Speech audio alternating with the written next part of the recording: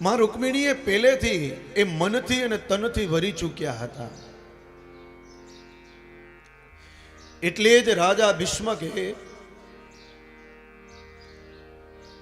માં રૂકમિણીને પૂછ્યું હતું કે બેટા હવે તારા વિવાહ કરવા છે, કોઈ તને વર ગમતો હોય તો તું મને કહી દે, તો એના સાથે તારા વિવાહ કરાવો. અને ત્યારે માં રૂકમિણીજીએ કહ્યું હતું કે મને દ્વારકા નગરીનો માલિક ભગવાન દ્વારકાધીશ એ મને ખૂબ પ્રિય છે, એને હું મનથી વરી ચૂકી છું. મેં દ્વારકાધીશને જોયા નથી કે કેવા છે, એનું રૂપ કેવું છે,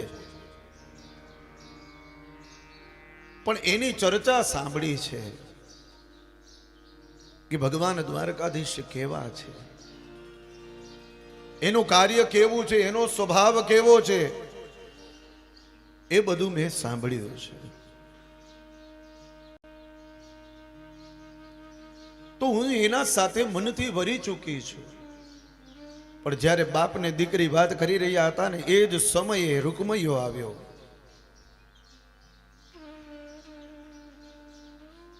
રૂકમિણીજીના 5 ભાઈઓ છે. રાજાસિદ ભીષ્મકો નામ વિદર્ભાધિપતિર્મહાન તસ્ય પંચાભવન પુત્ર કન્યકા ચ વરાનના. 5 ભાઈઓ અને 1 રૂકમિણીજી છઠ્ઠા.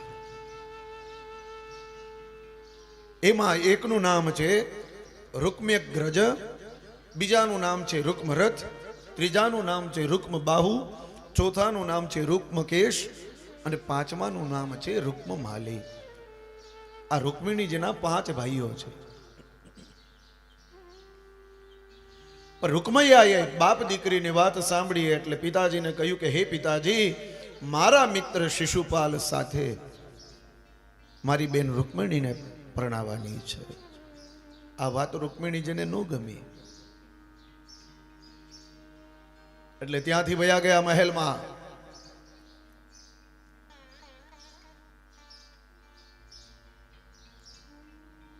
રાજા ભીષ્મકને પણ ન ગમ્યું.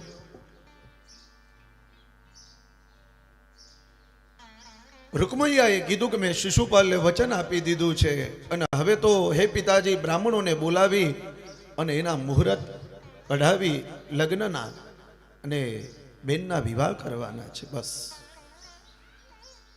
બ્રાહ્મણોને બોલાવી મુહૂર્ત કાઢ્યું છે લગ્નનું.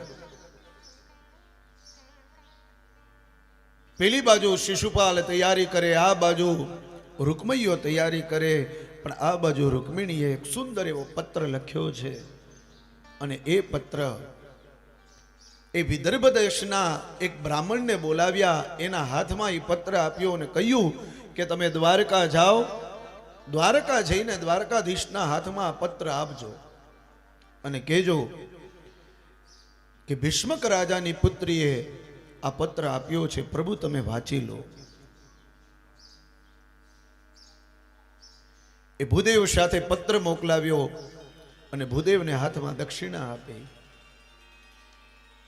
ભૂદેવ ગયા દ્વારકામાં. ભગવાન દ્વારકાધીશ સભામાં બેઠા હતા અને એ સભામાં ભૂદેવનું આવાહન થયું. ભૂદેવ પધાર્યા, એનું સ્વાગત કર્યું.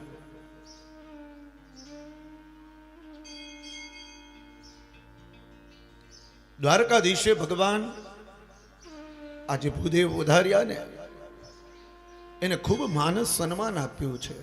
બ્રાહ્મણનો દીકરો આપણા ઘરે આપણે આંગણે આવે તો એને માન આપવું જોઈએ, એને સન્માન આપવું જોઈએ. આજે બ્રાહ્મણની પૂજા કરી છે ભગવાન દ્વારકાધીશે. અને પછી પૂછ્યું ક્યાંથી પધારો છો ભૂદેવ, શું કારણોસર પધાર્યા છો જણાવો. વરસભામાં પેલા ભૂદેવે પત્ર આપ્યો ભગવાન દ્વારકાધીશને અને દ્વારકાધીશને કહ્યું કે પ્રભુ વિદર્ભ દેશમાંથી આવું છું, ભીષ્મક રાજાના દરબારમાંથી આ પત્ર ભીષ્મક રાજાની પુત્રી રૂકમિણીએ આપ્યો છે ને એમ કહ્યું હતું કે દ્વારકાધીશના હાથમાં આપજો. તો મારું કામ હતું તમને પત્ર આપવાનું. અલ્યો આ પત્ર તમે વાંચી લેજો, હું જાઉં છું. ભગવાન કહે ભૂદેવ એમ ન જવાય, પત્ર લાવ્યા છો તો તમે વાંચો. ભૂદેવ કહે કોઈનો પત્ર ભર સભામાં વચાય નહીં. પ્રભુ તમારા માટે આવ્યો છે, આમાં શું લખ્યું એ ખબર નથી.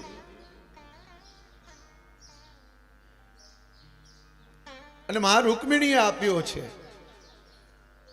ભગવાને કહ્યું કાંઈ વાંધો નહીં ભૂદેવ, હું આપને કહું છું ને કે તમે આ પત્ર વાંચો, મારી તમને આજ્ઞા છે. અને ત્યારે માં રૂકમિણીએ આપેલો જે સ્નેહ પત્ર પણ કહી શકાય અને પ્રેમનો પત્ર, એક લાગણીનો પત્ર પણ કહી શકાય, એ પત્ર આજે ભૂદેવે એ ભર સભામાં વાંચ્યો છે.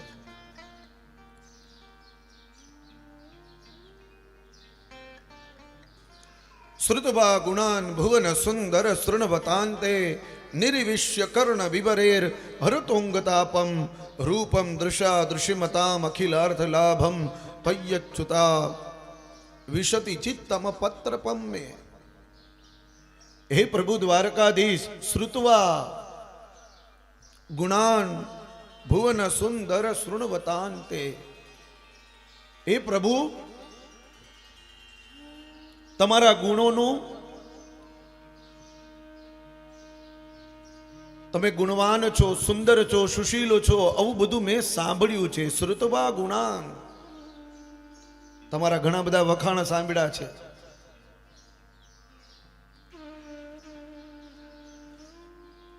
તમને જોયા નથી. રૂપમ દૃશ્યા દૃશ્યમતામ અખિલાર્થ લાભમ, તમને જોયા નથી પણ મનથી હું તમને વરી ચૂકી છું અને મનથી મારું જે ચિત્ત છે એ તમને સમર્પિત કરી દીધું છે. એટલે આ પત્ર એ સામાન્ય એવો પત્ર નથી, સાક્ષાત મારું ચિત્ત તમને અર્પણ કર્યું છે. ચિત્તમ પત્રપમ મે. હે પ્રભુ, હું તમારા સાથે મનથી વરી ચૂકી છું અને મારે તમારા સાથે વિવાહ કરવા છે. તમે મારા સાથે વિવાહ કરો, પાણી ગ્રહણ કરો.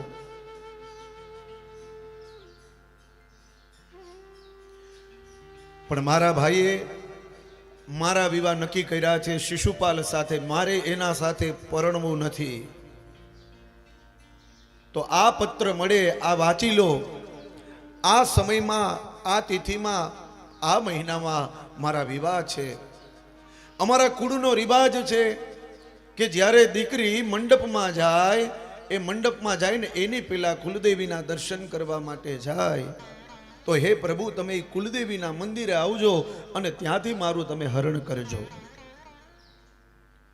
તો ધીરા પતિમ કુલવતી નવૃણીત કન્યા કાલે નૃસિંહ નરલોક મનોભિરામમ.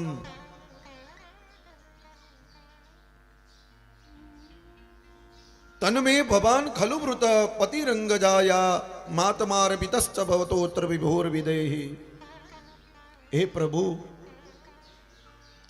સિંહનો ભાગ શિયાળ ન લઈ જાય એનું તમે ધ્યાન રાખજો અને જલ્દીથી જલ્દી તમે ત્યાં મંદિરે પધારજો. આજે માં રૂકમિણીએ ભગવાન દ્વારકાધીશને સિંહ કહ્યું છે. કાલે નૃસિંહ નરલોક મનોભિરામમ, કે હે પ્રભુ, સિંહનો ભાગ શિયાળ નો લઈ જાય. શિયાળ કોણ? તો કે શિશુપાલ.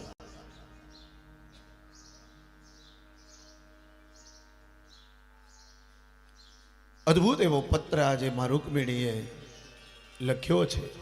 પણ એ પત્રમાં એમ નથી લખ્યું કે જો કૃષ્ણ, જો દ્વારકાધીશ તમે મને તેડવા નહીં આવો કે મારા સાથે વિવાહ નહીં કરો તો હું મરી જઈશ, એવું પત્રમાં લખ્યું નથી.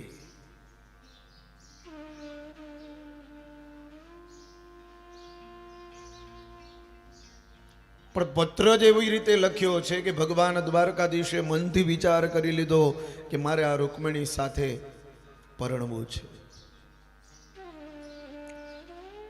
આ પત્રમાં એવું કંઈ લખ્યું જ નથી કે હું મરી જઈશ અને અત્યારના આ યુગમાં, આ સમયમાં તું મને નહીં મળે તો હું દવા પી જઈશ, કા અગાસી ઉપરથી પડી જઈશ, કા ટ્રેનની નીચે આવી જઈશ.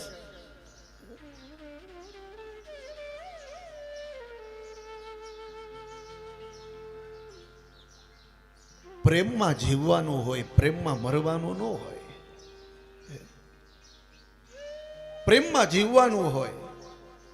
પણ અત્યારના યુગમાં, આ સમયમાં એવો સમય ખરાબ આવી ગયો છે કે તમે ન્યૂઝમાં, ન્યૂઝપેપરમાં તમે જોતા હો, સાંભળતા હો, વાંચતા હો,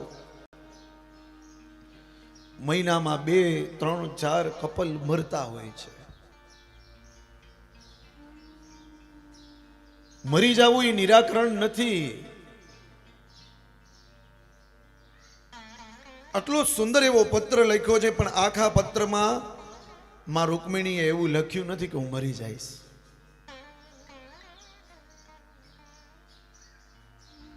પણ એવો શબ્દ મૂકી દીધો કે સિંહનો ભાગ શિયાળ ન લઈ જાય.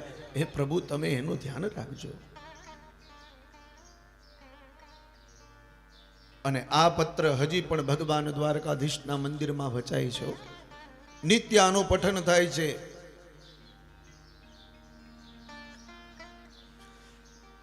શોભાવિની ત્વમજિતો દ્વહને વિદર્ભાન ગુપ્ત સમેત્ય પુતના પતિભી પરીત નિર્મથ્ય ચેદ્ય મગદેન દ્રબલમ પ્રસય્ય મામ રાક્ષસેન વિધિનો દ્વહ વીર્ય શુલ્કામ. રાક્ષસેન વિધિનો, તમે મારું હરણ કરજો ત્યાંથી. આવી વાત માં રૂકમિણીએ કહી છે. અને આ ભર સભામાં પત્ર વચાણો છે. બધાએ આ પત્ર સાંભળ્યો છે. કૃષ્ણ કહે જે કાંઈ પણ કામ કરું એ બધાની સામે, બધાને ખબર હોવી જોઈએ. એ રીતે કામ કરું, છુપીને કામ ન કરું.